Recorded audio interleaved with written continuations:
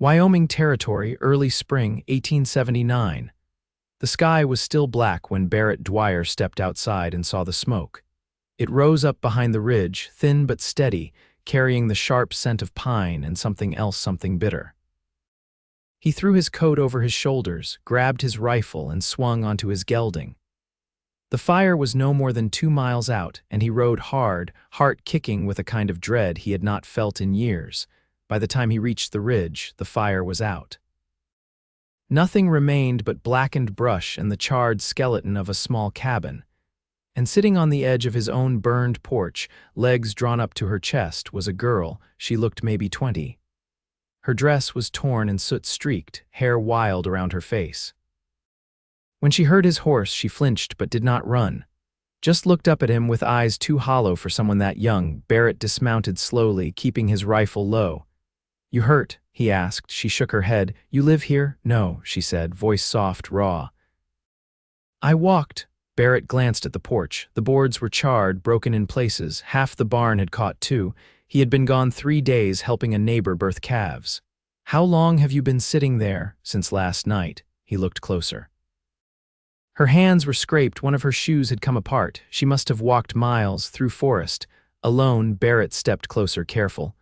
"What is your name?" She looked at him, and for a long moment he thought she might not answer. "Orietta," she said. "Orietta Dalen." "All right, Miss Dalen. You hungry?"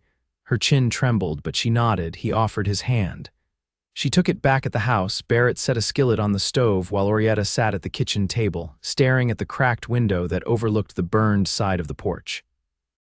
She had not said more than 5 words since they got back. He handed her a plate of eggs and cornbread. She ate like someone who had not seen food in days. "You got family?" he asked, keeping his voice even. No, she did not look up. Not anymore. Barrett leaned back in his chair. "That fire from last night, was it yours?" She paused, then nodded. "How did it happen?" Orietta set her fork down. "They came after dark, 4 men, I do not know their names. They wanted my father's land. Said they would buy it. He said no, so they came back, set fire to the house. Shot him outside the door." Barrett felt the cold settle behind his ribs. "And your mother?" "She died last winter, fever." "Any siblings?" Orietta shook her head. "You ran," he said. "I waited until they started on the barn, then I ran. I kept running until I saw your place." Barrett stood and poured her a cup of coffee. "You did right." She wrapped her hands around the mug. "I did not know where else to go." "You are safe here," he said, and meant it. Barrett cleaned up what was left of the porch that afternoon. Orietta stayed close to the house, helping quietly where she could, though he told her she did not need to. She watered the chickens, swept out the barn, and folded the laundry he had forgotten on the line. She did not talk much, but she moved like someone used to work. That night, Barrett gave her the bed upstairs and took the cot in the front room. He left the door open between the rooms so she would not feel cornered. The wind picked up outside, brushing dust against the windows. Barrett lay in the dark, staring at the ceiling. He had lived alone for 5 years now, since the war, since losing everything back in Missouri. He had not meant to stay alone. It had just happened that way. Hard to talk when most of what you carried was grief, but now there was someone upstairs breathing soft and even. Someone who had no one left, who had come out of the smoke and ash with nothing in her hands but her name. He closed his eyes. By the end of the week, the porch had been rebuilt. Orietta insisted on helping. She was stronger than she looked and quiet but not shy. When she did speak, it was with a kind of calm that made Barrett stop what he was doing just to listen. She told him her father had been a schoolteacher back in Ohio before they moved west. That her mother was born in Norway and had taught her to sew and bake and pray in the old tongue. She had dreamed of marrying one day, maybe raising children on a clean little farm. "I guess that is gone now," she said one evening, staring at the fire. Barrett looked over from where he was fixing the latch on the pantry cabinet. "Dreams change." Orietta watched the flames. "Do they?"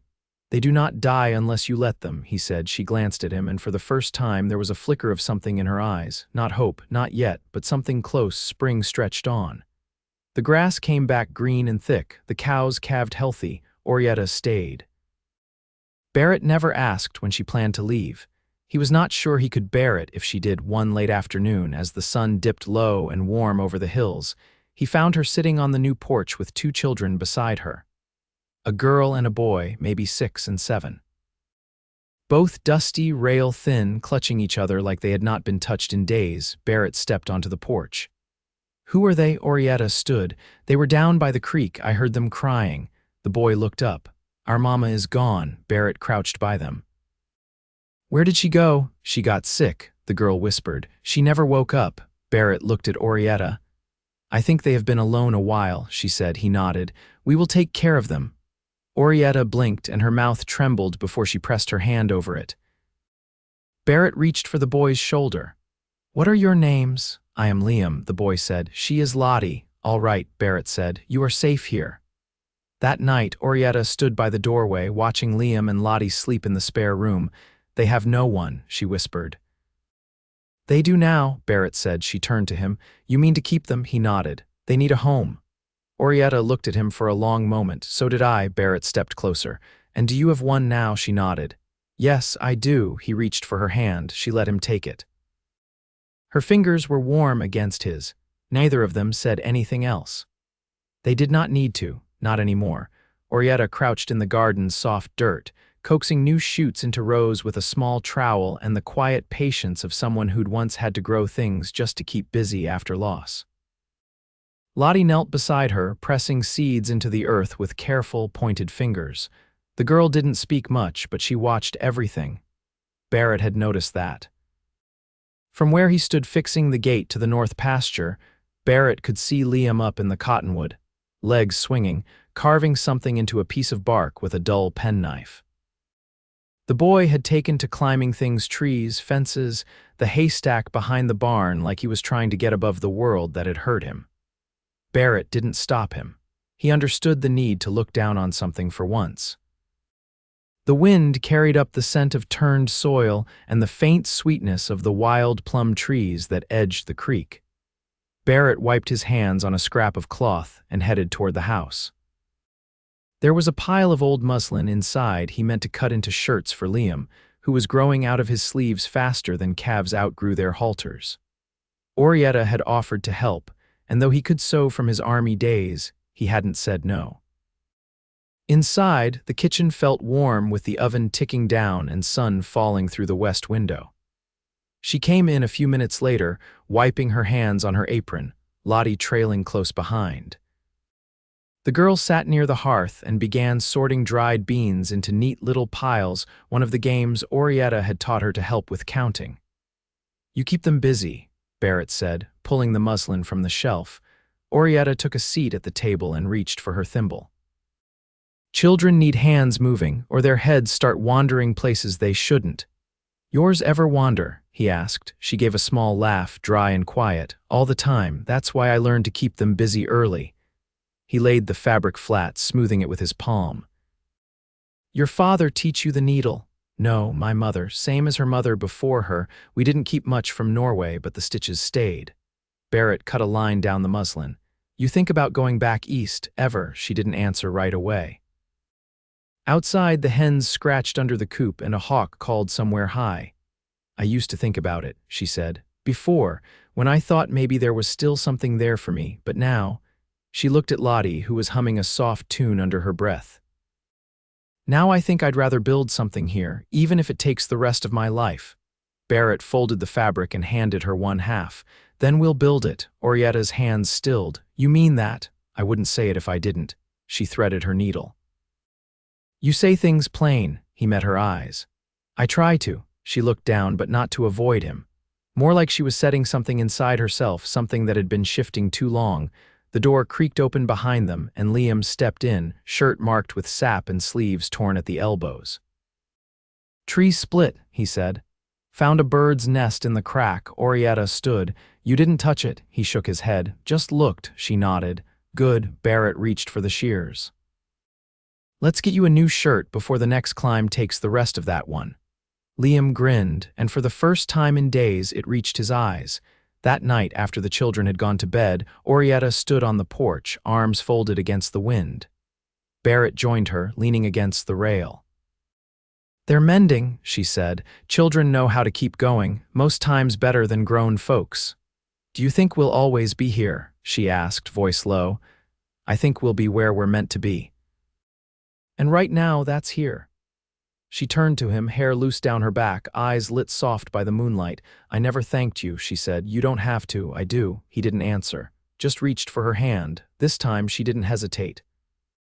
They stood like that, quiet, while the wind moved gentle over the fields, and the home they were making held its breath and settled a little deeper into the earth. Orietta stood ankle-deep in creek water, skirts tied above her knees, a basket of linens balanced on a flat stone beside her. The current was slow that morning, the water clear enough to see the pebbles shifting beneath her toes. Lottie was upstream, gathering smooth stones and naming them after flowers. Barrett had taken Liam to the neighboring ranch to trade for seed oats and pick up a hand plow he'd agreed to repair. She worked the soap into the fabric, fingers red from the cold. The rhythm steadied something in her. For weeks now, life had taken on the shape of her routine chores, divided, days marked by small needs and soft voices. But this morning, with the house empty but for Lottie's laughter and the sound of running water, a different quiet had settled. Not heavy, not hollow, just still. Miss Orietta, Lottie's voice drifted down. This one looks like a violet. Orietta turned, shading her eyes. Then we'll keep it for the shelf, she said. The girl smiled and crouched again, her curls falling forward. Orietta wrung out the last shirt and laid it across the line strung between two cottonwoods. When she turned back, a figure stood near the edge of the trees. She reached slowly for the basket, her eyes locked on the man's coat, dust-covered, with a torn shoulder seam and a rifle slung across his back. He didn't move. You folk the ones took in them 2 strays, he asked. Orietta stood still, one hand on the basket handle. They're not strays. They're children, he squinted. You got a claim to 'em. They're ours now, he stepped forward. Their pa owed me money, I came for what's mine. Then you're late, his jaw twitched. I ain't here to argue with a woman. Orietta lifted her chin. Then don't. Behind her, Lottie had gone quiet. Orietta didn't turn, didn't call out. She kept her eyes on the man. If you come closer, she said, you'll regret it. The man glanced past her toward the house. You think the ranch will back you? He already has. Boots sounded behind them. Barrett stepped from the trees, rifle in hand. Put your foot on my land again, he said, and I'll make sure you don't walk off it. The man froze. Didn't mean trouble. You brought it anyhow, Barrett said. Now turn around, he did, without another word.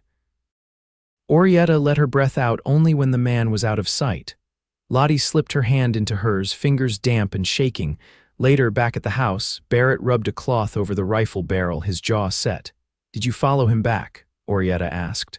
I did. He's riding south. She stood near the hearth, arms crossed, watching the fire. He knew their father, said he did. Might have, but that man's more vulture than creditor.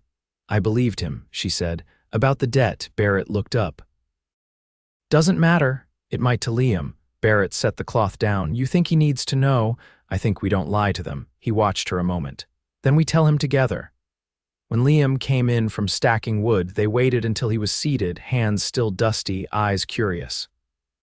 There's something you ought to hear, Barrett began. Liam listened, face unreadable, arms folded tight across his ribs.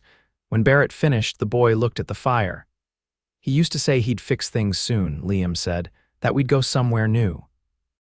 I guess he couldn't. Orietta reached across the table. You don't need to carry what wasn't yours. He didn't answer, just nodded once. Then he stood and went to the porch. Barrett didn't follow. He needs air, he said. Orietta moved to the window but kept her hands clasped. I didn't think I'd ever feel this kind of worry, she said, voice low. Barrett came to stand beside her.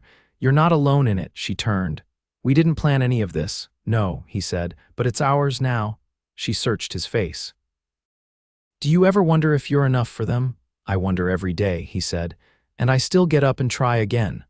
Orietta's throat tightened. She reached for his hand, not out of habit, but out of something steadier, something chosen. Outside, Liam sat on the stairs, elbows on his knees, head tipped back toward the clouds. Lottie came to sit beside him, stone in hand. Inside, Orietta leaned her head against Barrett's shoulder. They didn't speak. They didn't need to. Orietta leaned over the quilting frame near the front window, her needle slipping through muslin with an ease that had returned slowly. like speech to someone long silent. She was piecing together a coverlet from the children's old clothes, squares worn soft at the collars and knees. Each patch held something: Lottie's first apron, the cuff of Liam's winter shirt. She worked in even rows, the thread pulling tight as she stitched. Barrett came in with his hat low against the wind and a flush on his cheeks from the ride. He set a small parcel on the table, wrapped in brown paper and tied with twine. "From the post," he said. "Your name's on it." Orietta wiped her hands and undid the knot. Inside lay a narrow book with a marbled cover and a letter folded into its pages. She read it once, then again slower, her lips moving silently. When she looked up, her eyes were unreadable. "You all right?" Barrett asked. "My father wrote this the year before he died," she said. "It's his journal." "I thought it was lost in the fire." Barrett lowered into the chair across from her. "How'd it find its way here, my cousin in Ohio?" she said. "He must have come across it clearing out the papers." "Sent it on without a word." She held the book close, not weeping, not smiling, just holding it like something fragile that had survived too much. Barrett didn't speak. He reached across the table and let his hand rest over hers. She didn't pull away. They sat like that a while until the door creaked and Lottie appeared, her cheeks bright and her hair tangled from the barn. "Can we go to the meadow?" she asked. "The one with the tall grass." Orietta stood and brushed the skirt smooth. "We can." Barrett watched her gather a shawl, her movements steady. Later, they walked beyond the back pasture, past the cottonwoods and the edge of the wheat field, into a hollow where the grass grew knee-high and the wind moved it in slow waves. Liam ran ahead, scooping handfuls of seed heads and releasing them into the air. Lottie followed, arms out, pretending to fly. Barrett and Orietta walked side by side, the sun warm on their shoulders. "Did your father write often?" he asked. "Every night," she said. "He thought words could hold things steady, like fence posts," he nodded. "My brother used to carve dates into the doorframe, one for every calf born, every storm weathered. Said it helped him remember what the land had given us." "Did he stay in Missouri after the war?" "No." "He didn't come back." She said nothing, only moved closer, her shoulder brushing his. A hawk circled overhead, its wings stretched wide. Barrett watched it a moment, then turned to her. "Do you ever think about marrying again?" he asked. She stopped walking. "I never married before," he blinked. "I thought no," she said. "My father wouldn't let any man near long enough." Barrett looked down. "I didn't mean to press." "You didn't." He waited. She lifted her face to the breeze. "I used to think I'd marry for safety, for a roof and a ring. Now I think I'd rather marry for quiet. For the kind of peace that doesn't need explaining." Barrett's voice was low when he spoke. "I'd like to offer you that." Orietta turned toward him. "You already have." He reached for her hand. She gave it without hesitation. The children ran ahead, their laughter echoing across the grass. Behind them, the ranch stood steady against the hills, smoke rising from the chimney, the door open to the wind. The first real heat of summer came on slow, but stayed settling into the boards of the porch and baking the dust into hard crusts along the cattle trail.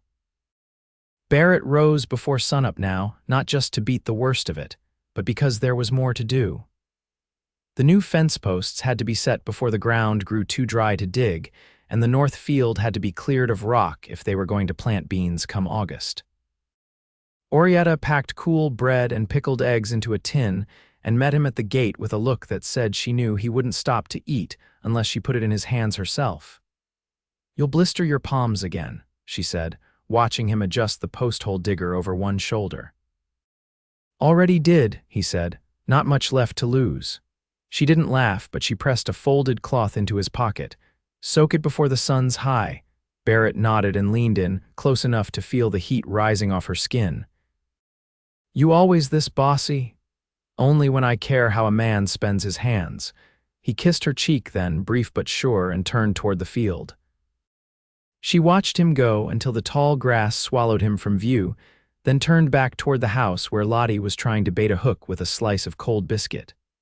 By noon, Barrett had dug 6 holes and sunk 6 posts, each one measured twice and tamped firm with rock. Liam helped haul water from the creek, his shoulders dark with sweat and streaked with dirt. The boy didn't say much anymore when he worked, which was its own kind of settling, as if he'd figured out that silence wasn't something to be afraid of here. "You've got a good arm for it," Barrett said, watching him swing the mallet down onto the anchor stone. Liam wiped his forehead. "I was always better at building things than school." "That's a gift," Barrett said. "Not everyone's meant for books." The boy looked up. "You think I could learn to mend tack, maybe fix up that old harness in the loft?" Barrett studied him. "You keep showing up like this, I'll teach you everything I know." The boy grinned, wide and crooked, and Barrett saw something in it that hit him low, something like pride, but softer. That evening, Orietta stood at the table, laying out fresh cut beans on a cloth to dry. Her hair was damp at the temples, and her apron smelled faintly of lemon balm from the basin where she'd washed her hands. Lottie had fallen asleep in her lap after supper, and Orietta had carried her to bed without waking her. Barrett stepped in and hung his hat on the peg. "That ledger you keep," he said. "You've got a head for numbers." "I kept accounts for my father," she said. "He trusted me more than the bank." Barrett leaned against the doorframe. "You ever think about running a place of your own?" "I am," she said. He took a step forward. "I meant with your name on it." She turned toward him. "You offering me that?" "I'm offering you everything I've got." "Then you'd better know what that includes," she said, voice quiet but steady. He waited. "I don't want to be just a hand on the land," she said. "I want to choose what we plant. I want to say in what we build. I want to be a partner." "You already are," Barrett said. "I just haven't made it legal yet." Orietta's eyes held his. "Then do it." He crossed the room and took her hand. "I'll ride to town tomorrow," he said, "and come back with a license." She nodded but didn't look away. "And I'll find my mother's brooch. I want to wear it when I say yes." Barrett bent down and kissed her longer this time, with the kind of certainty that didn't need proving anymore. They married under the cottonwoods behind the house, with Lottie scattering lilac petals over the grass and Liam standing tall beside Barrett, holding the ring in a carved box he'd made himself. The preacher from town came out in his wagon and brought his wife, who teared up when Orietta stepped outside in her mother's lace shawl. The vows were spoken plain without show. There were no fiddles or cake, just coffee and bread, and a long table under the sky where the children dozed after chasing each other through the orchard. That night, after the stars came out and the wind turned cool again, Barrett built a fire in the hearth while Orietta washed the last of the dishes. When she came to sit beside him, he pulled her close and let her rest her head against his chest. "I've never known peace like this," she said. "You made it," he said. They sat there until the fire burned low and the house grew quiet. Years passed, but the peace stayed. Barrett taught Liam how to repair saddles and shoe horses, and when the boy was old enough, he gave him a stretch of pasture to work on his own. Lottie grew into a girl who could read and write in 2 languages, and who spent her mornings mapping the trees behind the creek with a charcoal pencil and a book of pressed leaves. Orietta managed the books and the planting cycles, and in time, neighbors came to her for advice on storing grain and curing preserves.